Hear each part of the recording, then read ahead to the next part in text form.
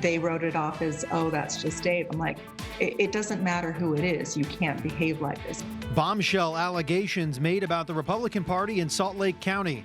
What one woman involved in the scandal is claiming and how the head of the party is responding. Plus, with more doses of the COVID-19 vaccine becoming available and the potential of a fourth vaccine rolling out soon, we go in depth on the different types of vaccines out there and how the different formulas help your body fight off the virus. Protesting anti-Asian American hate, why the folks came out here today say it needs to stop. It's looking and feeling like spring, even warmer as we dive into your Sunday, but all that's about to change quickly. Coming up, I'm breaking down when that next cold front moves through. There was a private parade at the Salt Lake County Equestrian Park today. We'll let you know who it was for, and we'll get reaction from the families who were here today. Live from Utah's news leader, Fox 13 News at 9 starts right now. First on Fox 13, allegations coming to light against members of the Salt Lake County Republican Party. Thanks for joining us tonight. I'm Brian Schnee. And I'm Amy Nay. Multiple people coming forward with accusations of sexual harassment. In fact, all 7 are women who are running for office. Well, just within the last hour, more than a dozen legislators signing on with a statement calling for the county party chair to resign. Fox 13 Spencer Joseph spoke with one of those women and now joins us live with the full story. Spencer. Yeah, and this all started when the GOP chair of Salt Lake County, Scott Miller, sent a mass email out to Republicans defending himself and Roberts because of the fact that a Salt Lake Tribune article was about to come out with these allegations. Now, all of this making its way all the way to the governor's office, rattling Capitol Hill, and lawmakers condemning these allegations. This shouldn't be the behavior that somebody has to be subjected to if they want to run for office. We already have thick enough skins. Allow us some dignity in running for office. Aaron Preston is an attorney in Salt Lake County, previously running for recorder, and is one of those that has become the center of controversy over allegations of harassment involving Salt Lake GOP unofficial communications director, Dave Robinson. In comments too vulgar to air, Preston says Robinson on multiple occasions degraded her body and her gender. I think he thought he was originally paying me compliments. No, it's not a compliment. Please stop. This is inappropriate. But I didn't really speak up until he began making comments about other people.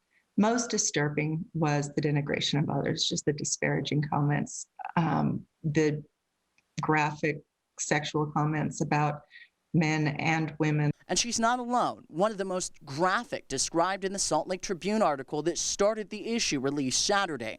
The victim, Lori Stringham, then a candidate for Salt Lake County Council. Took a much firmer tone when Lori had her experience, and that's when I went to them and said, enough is enough. But nothing was done. Dave Robinson has been in and out of the limelight in Salt Lake County politics, running for mayor against Jenny Wilson previously. He serves in the Salt Lake County GOP, but is only titled officially as a volunteer. Why does he have so much power and control? I don't know. I tried to communicate with Scott Rosenbush, who is the vice chair, and then the chair, Scott Miller. They kept referring back to Dave. They kept deferring back to Dave. But he's been around a while. People are scared of him. The story took a turn Friday before the article could come out, with GOP chair in Salt Lake County, Scott Miller, emailing the whole party with comments striking back at the 7 women making accusations. In it saying, quote, "We will not be canceled." Also making specific comments about Preston. I'll just speak to the comments for me. They were designed to make me sound like some sort of whimpering coward or something. Saturday afternoon, the governor stepping up, issuing a scathing statement, saying in part, quote, "This type of behavior should never happen, and when it does, we will not tolerate it, ignore it, or explain it away. It is unacceptable." For her, hearing that gives her hope for the future. I was thrilled to hear all of this come out and for them to take that position, because so many people have heard this for so long and have said nothing and done nothing. The Republican Party would be better off, just like our entire government, with more women in it. When asked in this Salt Lake Tribune article, our content partners there, Robinson actually responded to whether he made disparaging comments against women. I'm going to look down because I want to read this correctly. Also saying he has a critical eye from judging horses and livestock, but, quote, it doesn't mean that I'm a degrading individual. We've tried to reach out to him ourselves, haven't heard back, but we have heard back from the Salt Lake County GOP that basically is saying that he's been removed along with other volunteers that are not working on active campaigns. Miller also actually requesting an internal investigation of the party in Salt Lake County from a third party. In Salt Lake County, Spencer Joseph, Fox 13 News, Utah. Spencer, thank you. Several of Utah's female representatives making a collective statement today saying that these actions, quote, have no place within our party, and that they encourage women to step forward and lead in all capacities. Lieutenant Governor Deidre Henderson posting her thoughts on this controversy on Twitter tonight, saying, quote, I'm heartbroken to learn that women who stepped up to run for political office faced harassment and discrimination from people who were supposed to be helping them. It's never okay to normalize, enable, or dismiss this kind of behavior. More reaction now. Utah Republican Party Chairman Derek Brown says the allegations against Miller and Robinson are, quote, appalling, and that he wants the county party executive committee to meet to address this to ensure it never happens again. He says, quote, I personally stand for everyone's right to speak openly about your experiences and to do so free from fear of retribution. Turning now to the latest on COVID-19 numbers here in our state. Utah saw 460 new cases of COVID-19. On average, 7.4% COVID-19 tests have come back positive. 137 people are currently hospitalized with the virus. 56 of those are in intensive care. 10 more COVID deaths were reported today. 6 of those, however, happened before March 1st. The victims were identified from Beaver, Davis, Salt Lake, Utah, Washington, and Weber counties. Utah has now seen more than 2,100 deaths due to COVID-19. And on the COVID vaccine front, 852,000 Utahns have received at least one dose of the vaccine. Almost 471,000 people are now fully vaccinated. Earlier this week, we told you about vaccine hunters, people using the search engine vaccinefinder.org to potentially get their coronavirus shots faster. And this brought up an interesting question. If you could choose which vaccine you could sign up to get, which one should you get? Our content sharing partners at the Salt Lake Tribune did a comparison. We thought we'd break down those data and information for you. Due to the current status of trials and studies, Pfizer's shot is the only one available for Utahns ages 16 and up. Moderna and Johnson & Johnson's are approved for 18 plus. AstraZeneca's vaccine is still up in the air for use in the United States because of, quote, outdated and potentially misleading data presented in terms of success rate. Here's how they work. Pfizer, Moderna, both mRNA technology, which essentially gives your body instructions on how to defend itself against COVID-19. Johnson & Johnson's uses a slightly more traditional approach. They modified the common cold virus to include those same kinds of instructions on how to defend itself against this specific kind of coronavirus. All three make your immune create, which is called a spike protein, and that's key to warding off the virus. Now, in terms of how effective each vaccine is, each vaccine will likely keep you out of the hospital, the good news there, ranging from 86% for the Johnson & Johnson single dose up to 100% effective with both doses from Pfizer. There's more of a difference in efficacy for just feeling sick if you get COVID. Pfizer and Moderna, 94 to 95% effective. Johnson & Johnson sits at 72%. As for side effects now, the most recent we have is from February. It's confirmed what we've already really been told about this. After the second dose of Pfizer's vaccine, more side effects that feel like the flu are more likely, but they don't last for too long. Moderna's side effects were only documented through the first dose, and no official data on the Johnson & Johnson vaccine just yet, according to the Trib's report. The Center for Disease Control and Prevention are monitoring if severe side effects come after getting any of those 3 approved shots. So far, they really haven't found any. So in summary, all of the approved shots are safe and effective. It just comes down to availability. Lots of info to digest. Amy? Yep, that's right.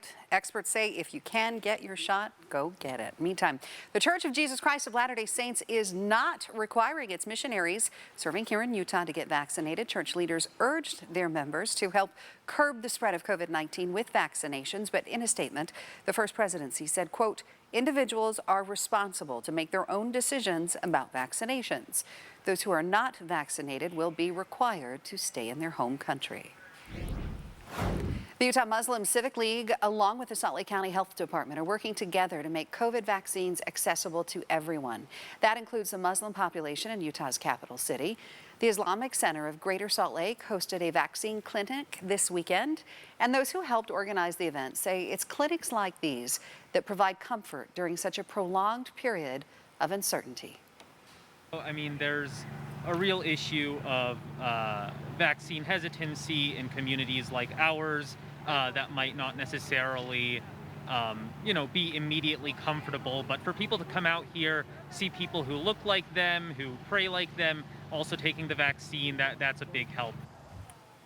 Those at the clinic also say they are looking forward to potentially being able now to have bigger Ramadan celebrations as more of their community gets vaccinated. Switching gears to weather now, one of those Chamber of Commerce type of days along the Wasatch. Fox 13 photojournalist Jesse Walden capturing these images out and about in Sugar House Park in Salt Lake this afternoon. This gorgeous weather we saw today, it was nice, but it's not going to last for long. Fox 13. Danny Riverdi filling in tonight for Breck Bolton with more on our first alert forecast. Danny, that gorgeous sunshine. It was so clear and beautiful. It was. I mean, it was about time that it started to feel like spring. Spring had kind of been playing a trick on us this last week. It was looking like it, but we had some cool days, that storm that passed through. And now today finally felt like it. It was beautiful. And if you didn't get the chance to get outside, well, tomorrow's going to be just as beautiful. But as Brian mentioned, some big changes are ahead. Let's take a live look. Not a live look. This is a look from earlier today. Flaming Gorge. Scott Taylor sent this beautiful photo in, showcasing the side of Utah that it's in. Really a beautiful afternoon that we saw today. Clear skies for the most part as we go into the evening. We have a few light clouds that are moving through, but we've got clear skies that are going to stick with us even into tomorrow. We'll be in the upper 40s right now, feeling like 48 degrees. Clear skies, clear visibility statewide. Temperatures are starting to cool. St. George, you're still in the low 60s, 40 in Milford, upper 40s in Wendover. And you can see how much warmer it is this evening than it was 24 hours ago, anywhere from about 5 degrees warmer along the Wasatch Front to 8 degrees warmer in St. George. Now, as we go into tomorrow, we're warming up even more. We're going to hit 66 degrees, lots of sunshine. So again, if you didn't get a chance to get outside today, tomorrow is your chance because that next cold front gets ready to move through Monday afternoon into Tuesday. It's going to be breezy. We could see blowing dust. And in addition to that, some light snow showers. We're going to be breaking down who's going to see some of those snow showers and when we warm up again, coming up here in a couple minutes. All right, Danny, we'll see you in just a few. Still to come, it's been 1 year since the Magna earthquake. Would local school buildings still be structurally sound if a big earthquake hits the Wasatch Front again? We'll take a closer look. Plus, Congressman Burgess Owens sounding off against the president on social media today. Hear what he had to say. Thanks so much for joining us on this Saturday evening. The commander of the 309th Aircraft Maintenance Group at Hill Air Force Base has been relieved of his duty and is now under investigation. Base officials telling us the Air Force Office of Special Investigations is now looking into Colonel Chris Boring, quote, due to a lack of confidence to lead and command a group. It's unclear whether the details of this investigation will be made public when it's complete. The 309th AMG falls under Hill's Ogden Air Logistics Complex, which is one of the largest maintenance depots in the Department of Defense.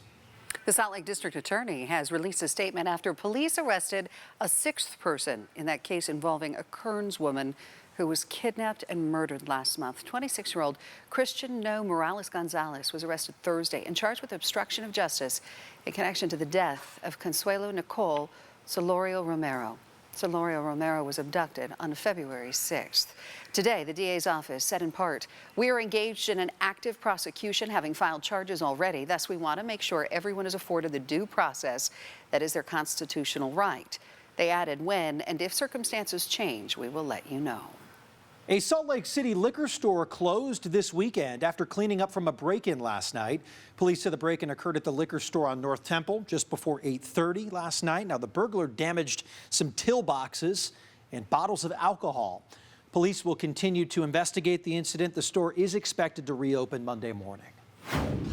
There is growing concern for seismic safety in local schools. According to the Salt Lake Tribune, a number of reports have come out over the past few decades claiming that over 100 Utah schools are at risk of collapsing if hit by an earthquake. The Tribune says these reports were given to Utah lawmakers who leave the task of making these schools safe to the local school districts. But the districts say they simply don't have enough money to fix the schools. So kind of the bottom line is that no one's done anything to address earthquake safety in schools. You can read more about this in tomorrow's print edition of the Salt Lake Tribune. A few dance groups are finally getting their chance to perform after months of delays. Art with Heart is a dance performed by children each year as a way to raise funds for the Shriners Hospital in Salt Lake City. The dance is typically performed in November of each year, but had to be pushed back due to COVID precautions. Now the performance can open as COVID restrictions start to loosen up a little. Our kids are thrilled to be able to have an opportunity to perform. It's been almost a year for most of them before they've been able to stand on the stage again in front of a live audience. Art with Heart has been performed every year since 2002. Some really talented dancers out there. Well, everything's really starting to come back, including spring. Yes. And an almost full moon tonight. I mean, just great pictures all across the state sent in today, Danny. And oh my goodness. I know you had your inbox overflowing with them. I know. I wish I could share with you guys all the photos that we got, but Utah's so beautiful. If you don't get to see the photos, get out there and go enjoy tomorrow because we have another warm day. So yeah, it's looking like spring. Tomorrow's going to be even warmer, but we do have some big changes that are on the way. Here's one of those photos that got sent in to us. Chris Williams, thank you. Red Creek Canyon. Boy, is that beautiful. That's one of those places I got to get to over the next couple weeks. And as we get you out the door this evening, 48 degrees right now in Salt Lake City, so it's fairly calm, slowly cooling down as we get going into our nighttime. Calm breeze right now coming from the southeast, 3 miles per hour, 10-mile visibility, beautiful moon out there. And you can see along the Wasatch Front, we're hanging in those mid to upper 40s, Park City dropping into the low 30s at this point, low 30s in Tooele, St. George still in the low 60s, and you can see clear skies right now. A few lingering clouds out there, but we're going to be mostly clear this evening going into tomorrow, and that's going to jumpstart us into a really sunny, pretty day. So here's the weather story over the next couple days. So this is that system that moved through just about 48 hours ago. It's pushing to the southeast of us, and it left some cooler air. But now that high pressure is building in and dominating, we're warming up and we're staying dry and sunny over the next 24 hours. But again, that's not going to last very long. So by the time we get to Monday afternoon, we have a dry, cold front moving through, unseasonably cold front, and that's going to bring some strong winds with some areas of blowing dust. Now, it's not going to be a big snowmaker, but we could see a few valley showers and some light mountain snow, mainly north of I-80. And you're also going to notice a pretty big temperature drop on Tuesday. So from Monday into Tuesday, it's going to feel much cooler. Tonight, we're dropping down to the upper 30s. So if you're leaving early tomorrow morning, right before sunrise, we'll be at 38 degrees. Light jacket will be needed, but you're not going to need it for long. Statewide, clear skies, upper 30s along the Wasatch Front, 39 in St. George, 26 degrees in Delta, and also hovering in those mid-20s in Milford. Tomorrow, we're warming up to 66 degrees, so it's going to be a beautiful Sunday afternoon. Wonderful if you're taking the kiddos to the park in the afternoon or just eating lunch outside. Tomorrow's the day to do it. We're going to be even warmer than today. About 10 to 15 degrees warmer, mid to upper 60s along the Wasatch Front. St. George, you're hitting those mid 70s, mid 60s through central Utah. And Elko, you'll be in the low 70s as we go into tomorrow. But you can see the changes that are coming into play over the next couple days. So southern Utah, you stay beautiful tomorrow going into your Monday, and then into your Tuesday you start to see a few little changes. We'll drop about 12 degrees going into your Tuesday because of that cold front, but you're going to stay sunny nonetheless, and then we start to warm up again. So we're not going to stay cool for long. Mid 70s by Wednesday, low 80s on Thursday, and then as we get into Easter weekend next weekend, you're going to be in the mid 80s, which is going to feel so good in southern Utah. Start planning ahead. Okay, Wasatch Front going into tomorrow. We're going to be looking good tomorrow, but then you're going to start to see some cooler temperatures. By Monday, that cold front moves through, and again, we're going to be breezy. We could see gusts up to about 40 miles per hour. Could see some light valley rain showers and mountain snow showers. Again, not a whole lot of accumulation with that. The big impacts with this cold front is going to be the wind and also that temperature drop. We go from 51 Monday to 47 on Tuesday, but then you can see that those cold temperatures are short-lived. We're going to warm up pretty quickly, 57 on Wednesday, and then by the time we get to Easter weekend, you're going to be in the mid-70s, so some really warm, comfortable temperatures in the next 7 days. Looks good. Thank you, Danny. Still to come, we'll show you the unique way researchers at the University of Utah have been able to study wildlife remotely during the pandemic. And don't forget, when you can't watch Fox 13 live, you can watch us streaming online for free on Roku, Fire TV, and Apple TV. Just search for Fox 13 on your device. And we'll be right back. The pandemic may have put a stop to many things in our lives, but it did not stop one group of researchers at the University of Utah from studying wildlife. Fox 13's Max Roth shows us how they've been able to observe Utah's backcountry animals from a distance. So for the first time in a decade, we lost an entire season of our bird banding research in Utah in spring 2020 because the university would not allow in-person research, naturally due to the lockdown. As the state started to shut down, scientific research nearly shut down as well, but some PhD candidates found a way to not only keep their studies happening, but to improve them. So we opened it up to the community, and we turned it into a community science project where we went out and we were training community members. Using what are called camera traps, basically motion and heat sensor cameras, and an army of growing volunteers, the Wild Utah Project and the Wasatch Wildlife Watch Project collected data from across northern Utah. A lot of our volunteers go out on their own or with a family member if they want, and monitor a single camera trap. And some of these people are very good backcountry hikers. More than 800 volunteers check the hundreds of traps and sift through the images captured. A single trap can capture up to 40,000 pictures every month. And the scientists behind the projects say the cameras don't just help with research, but they can help the wildlife at the same time. If any type of change is going to occur on this landscape, it has to have the entire community's backing. Anyone can volunteer to help, which not only helps Utah, but has now been connected to similar data across the continent. Our data now goes much further than just answering what's going on here in Utah. We can now actually use these data to get good ideas about how wildlife are interacting with humans across the entire United States or across the entire continent. If you'd like to help or see some of the research, we'll link you to both at fox13now.com. But be prepared, because some of these cameras require a 14-mile hike to reach. So they are helping us monitor these hundreds of cameras while spending time outdoors on their own, social distant, and not holed up in their house. Max Roth, Fox 13 News, Utah. Still ahead in our next half hour, coming together to call for an end to the violence. We'll take you to a rally in Salt Lake City that's pushing for hateful rhetoric against Asian Americans to stop. The cleanup effort continues as tornadoes and severe storms tore through the South, killing at least 7. I'm Charles Watson in Pelham, Alabama. I'll have the latest coming up.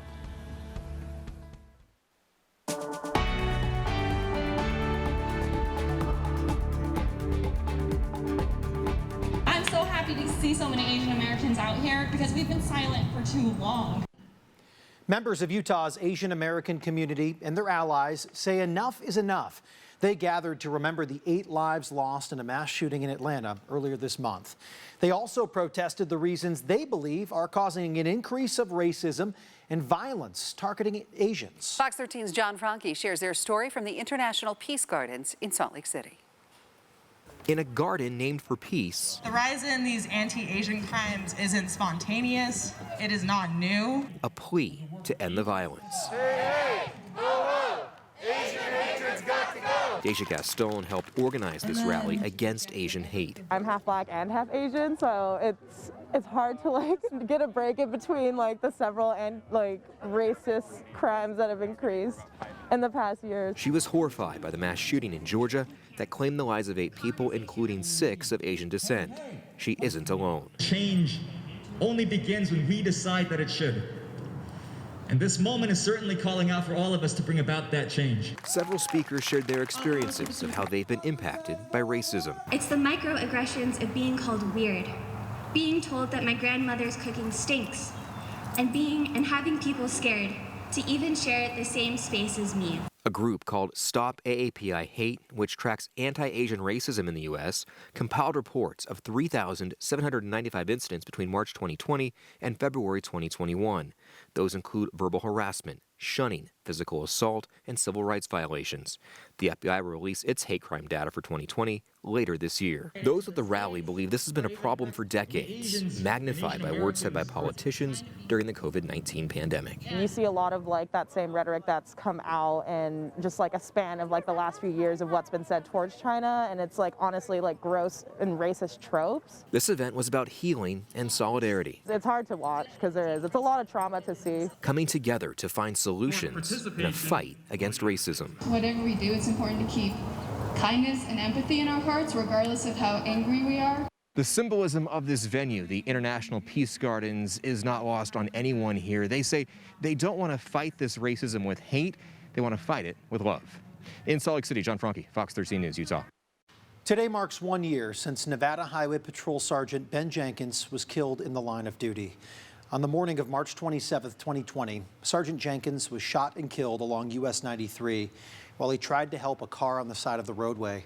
The suspected killer, 66-year-old John Dabritz, pleaded not guilty to murder charges in early February. Sergeant Jenkins was a highly decorated officer, serving in the Nevada Division of Forestry, Nevada State Fire Marshal, the Army National Guard, and the Air National Guard. He is survived by his wife, 4 children, 5 grandchildren, and his mother. National headlines for you right now. This weekend, President Joe Biden responded to the new voting laws that recently passed in Georgia. The president tweeted, quote, "The Georgia voting law, like so many others being pursued by Republicans in state houses across the country, is a blatant attack on the right to vote, the Constitution, and good conscience." He added, "It's Jim Crow in the 21st century, and it must end." Well, today, Utah Representative Burgess Owens fired back on Twitter, saying, quote, "I still remember seeing my father fighting violent white supremacists because my mother dared use a whites-only bathroom in the Jim Crow South. We were on different sides of Jim Crow laws, Mr. Biden, or you'd understand how pathetic it is to compare showing ID to them." Now to the devastation in the South. Multiple people dead, hundreds more are facing major damage after severe storms and tornadoes tore through several states this week. Fox's Charles Watson has more from Pelham, Alabama. Cleanup efforts are underway across parts of the southern U.S. Utility crews are clearing roadways and restoring power after severe storms ripped through the region. The storm system spawned tornadoes in Georgia, Alabama, and Mississippi, causing multiple deaths. Calvin Ashworth was driving home when the storm hit Cedartown, Georgia. It was like a loud train. That's what it sounded like. The severe weather leaving debris and downed trees across parts of Tennessee. A dangerous storm rode through Nashville, causing damage to dozens of homes in the area. Hail, high winds, and heavy rainfall also created hazardous travel conditions during the height of the storm. In Alabama, people are also picking up the pieces. Cell phone and drone footage shows just some of the damage from the storms. Swirling clouds could be seen across parts of the state, with tornado warnings popping up in various counties. A tornado tore down street signs, destroyed homes, and left power lines dangling in this Pelham community. Rodney Petway has lived in Alabama for decades, but never experienced a tornado like this. Sounds just like a freight train. Yeah, but it's one of those experiences that I will never forget. Alabama Power says there are more than 20,000 residents without service, and there is still more severe weather expected throughout the weekend. In Pelham, Alabama, Charles Watson, Fox 13 News, Utah. Still to come, BYU students are taking action to prevent hereditary cancer, how they're using a person's family tree as a prevention method.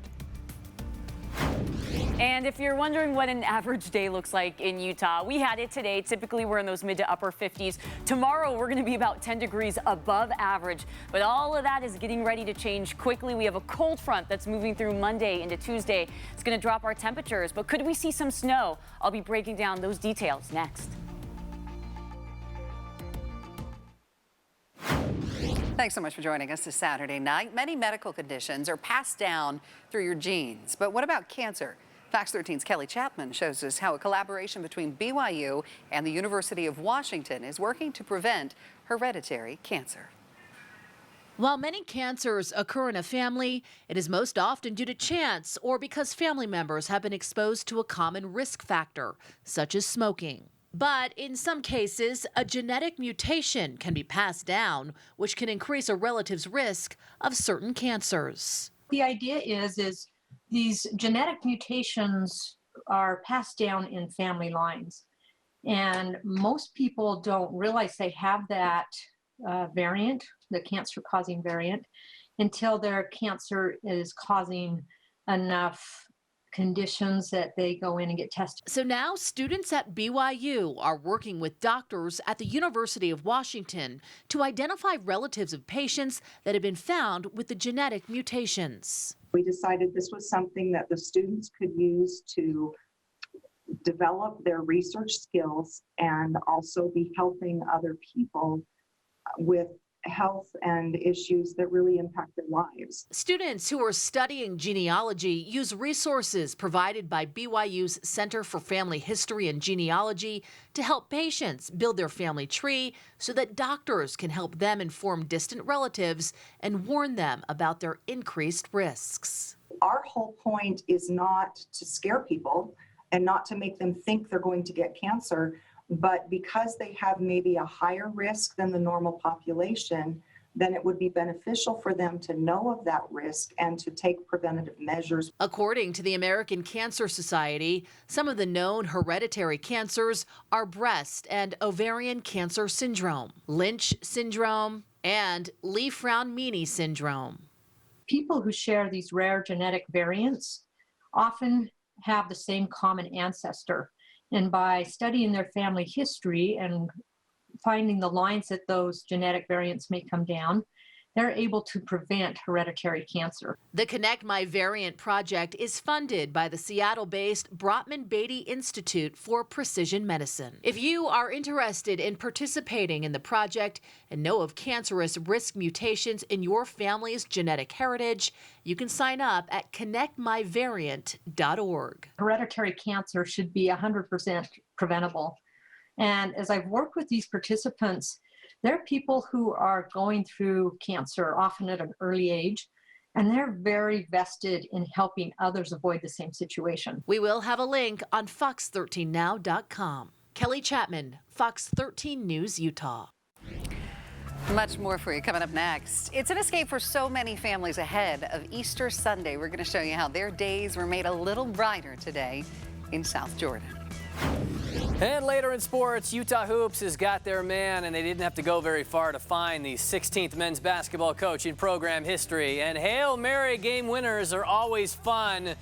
Wait till you see how Weber State survived this afternoon up in Ogden. Back in a bit. Thanks for joining us tonight. Several hundred families with children with special needs gathered at the Salt Lake County Equestrian Park in South Jordan today to celebrate Easter a week early. Doesn't that look fun? They took part in a private, socially distanced parade that was hosted by the Mascot Miracles Foundation. Fox 13's Diego Romo shares what this event meant to those families. A lot of these families have not been out for like 6 months.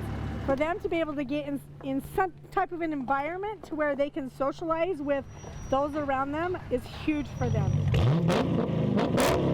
It was a day filled with laughter, smiles, and lots of candy.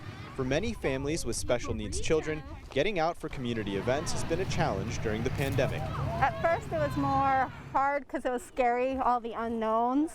You didn't know what it could do or how she would react to it. Claudia's daughter, Brooke, was diagnosed with a rare neurological disorder when she was 2. putting her at higher risk if she were to get COVID-19. Brooke actually has Rett syndrome, and she was born normal, and then she stopped meeting her milestones at about 12 months. She says events like the Easter Parade and others organized by the Mascot Miracle Foundation are great ways for her family to safely enjoy the holiday. Just getting out is so good, and especially something we can do as a family. David Greenwood says it's nice to have events organized specifically for special needs children. His daughter Briella was born with a rare chromosome disorder. Because these are things that are really for her. And so it's nice to have her be able to have these opportunities that most people normally don't get, but because of her conditions and because of some of the things that these people do for Mascot Miracles, it's great to have these opportunities for them to do that. Families at the parade say it's also a great way to meet others with special needs children, to share experiences and build a community. It means so much because some families that don't have special needs just don't understand the stress and emotions that you experience with someone high risk. To be able to be a part of this community where other parents know exactly how you feel and they know their kids' limitations as much as your kids' limitations, it's so nice to have that community that backs you up and just supports you. We'll link you over to the Mascot Miracles website at fox13now.com. If there you can find opportunities to donate your money or even your time. In South Jordan, Diego Romo, Fox 13 News, Utah. Y'all. Everybody had a good time out there, apparently. I mean, that candy had to have hurt. Diego's a good sport. Brian, what did you suggest earlier? Yeah, he might have been needing to wear protective headgear. Yes, because you never know when those candy pieces are. Could have been bad. Hey, it was a beautiful day though for that parade, and everyone looked like they were having a wonderful time. Weather really cooperated for that. Really did. Finally starting to not only look like spring, but feel like it. I mean, take a look at this photo. I know I've been showing you guys a lot of Flaming Gorge photos, but Scott Taylor also took this one with his drone, and I just thought it was magnificent. What a beautiful day to be out there, and tomorrow's going to be the same. So whatever you were able to do today, I hope you had the chance to enjoy it. Right now, we're starting to see those temperatures drop. Here's a live look at our Ochre cam. I know it's dark, but you see those beautiful twinkling lights out there.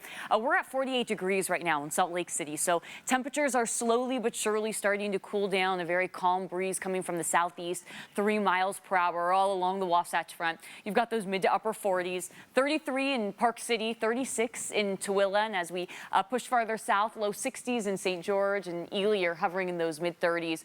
And you can see for the most part clear skies, so beautiful across the board right now. So here's the thing, the green that you're seeing right here, this is that previous storm that's now pushing to the southeast of us, and the yellows and the oranges that you see, it's the high pressure that's been building over the past couple days that's warming us up, it's drying us out. But by the time we get to Sunday into Monday, we're going to start to see a storm brushing by that's going to send a cold front into Utah, and it's going to be a mainly dry cold front, but it could bring a few rain showers. So what do we need to know about this? I want you to be prepared, even though we're not at the start of the week quite yet. So mainly dry cold front on Monday. The big thing it's going to do is going to drop our temperatures on Tuesday, but it's also going to promote some really strong gusty winds with gusts up to about 40 miles per hour, where we could see some areas of blowing dust. But mainly north of I-80, we could also see some light mountain snow and also some valley rain. But it's not going to last long because we're going to be warmer by Wednesday and even warmer for your Easter weekend. Tonight, we're dropping down to the upper 30s. So getting out the door tomorrow morning before sunrise, you'll be at 38 degrees in Salt Lake City. Light jacket is all you're going to need, but you won't need it for long. Clear skies statewide this evening. 26 in Delta, 39 in St. George, hovering in those mid-30s in Wendover. And you can see, taking a look at your Sunday, what a beautiful Sunday in store for us. By noon, we'll be in the mid-50s, and then by 4 o'clock, we're reaching the mid-60s in Salt Lake City. So it's going to be about 10 degrees warmer tomorrow than it was today. Lots of sunshine across the board. St. George breaking into those 70s. Park City even in those low 50s. And as we go into the next 7 days, check out the changes that we're going to see. Southern Utah, you're staying beautiful tomorrow and Monday, but then you drop to the mid-60s on Tuesday. That's short-lived, climbing back to the mid-70s on Wednesday into the low 80s Thursday. You start Easter weekend in the mid-80s. So really a beautiful weekend in store for us already. Wasatch Front, you're going to see bigger changes. Going into tomorrow, it's beautiful, but by Monday, you're going to start to cool down just a bit. Low 50s, it's going to get breezy. We have those light valley rain showers and mountain snow showers with strong gusty winds in areas of blowing dust. By Tuesday, it's much cooler. We go from 51 to 47 on Tuesday, but again, that's short-lived as well. We're climbing quickly. Wednesday, mid to upper 50s, and then by next weekend, Wasatch Front, you're breaking into those mid 70s as we get Easter weekend going. The Jazz hosting Memphis for the second time in 24 hours. Jordan Clarkson breaking out of a mild slump. You tell me how he got that shot off. Then in waiting after the Donovan Mitchell kick out, Clarkson with 28 tonight. The Sixth Man of the Year candidate on the feed this time, finding Derek Favors. Utah up 20 after one quarter alone. All while Mitchell did his usual damage. Textbook use of the pivot foot. He tallies 35. For the second consecutive night, no problem. Make it 19 straight now for the Jazz at the Viv. Craig Smith is leaving Utah State, but that's only half the story. After guiding the Aggies to an NCAA tournament invite in all 3 seasons up in Logan, Smith has decided to remain in state and fill the head coaching vacancy at the University of Utah, a program that has not gotten to the dance themselves since 2016. Smith had a successful stint at South Dakota before USU, and is confident he can do the same up on the Hill, and quickly at that in a tough Pac-12 environment, a conference that managed to get 4 teams into the Sweet 16 this season. Utah has always been known to be one of the best basketball programs in the country, and I'm a history major, and understanding that history, and this state is such an intelligent state when it comes to everything, but specifically the sport of men's basketball. They understand a great product. They deeply, deeply care about basketball, and it was just the right time for myself professionally and our family. And like I said, we can't wait to get rolling. Speaking of the Pac, the magic of March continues. Oregon State as a 12 seed, holding Loyola Chicago to just 4 field goals in the first half. Warith Alatishe to beat the Horn. Then quarterback toss by Alatishe for Ethan Thompson. Wow, Beavers up a baker's dozen. Jared Lucas later putting this game away as Oregon State has now reeled off 6 straight dating back to the Pac-12 tournament, off to the Elite Eight for the first time since 1982. Baylor and Arkansas moving on as well. Weber State certainly has national championship ambitions, ranked 2nd or 3rd in the country, depending on the poll. Then again, you probably can't slip up even once to make that happen. And wait till you see this finish today against Northern Arizona. Cats up 7-0. Ty McPherson laterals to Noah Atagi. That's an offensive lineman right there.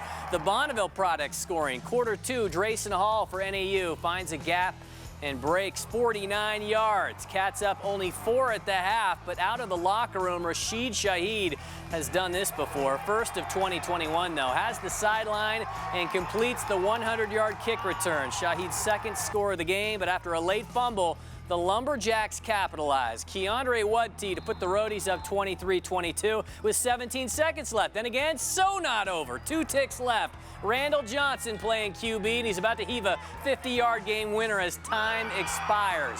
Justin Malone comes down with it as Purple survives somehow at Stewart Stadium, 28-23. Get ready for another nail-biting finish. SUU at Idaho, Justin Miller to end the 3rd. His man Brandon Shanks has plenty of room to scoot after the catch. 60-plus yards to lift the T-Birds up 9, but final seconds, the Vandals playing for the win, and they get it. Nikhil Nair has Cottrell Hayward, 33-32. SUU drops to 1-3. Those 3 losses coming by a total of just 4 points. Dixie State's season ending tonight in St. George, while for Fort Lewis, their season just beginning. Weird, I know. Lone Peak's Isaac Fotu picking up the botched punt for a Dixie score. Then Cody Wilstead airs out for Devin Osborne. The Trailblazers led 44-0 at the half and ended up with a 60-point shutout win. And the Utah Warriors playing their first home game since June of 2019. The Warriors just pounding their chests in Harriman against Toronto tonight. Lance Williams with a try for an 18-3 start. And this thing was never in doubt. Mike Teo, Pete Rose's across in the second half. 39-24, the Warriors up to a 2-0 start to the new campaign. We'll be right back.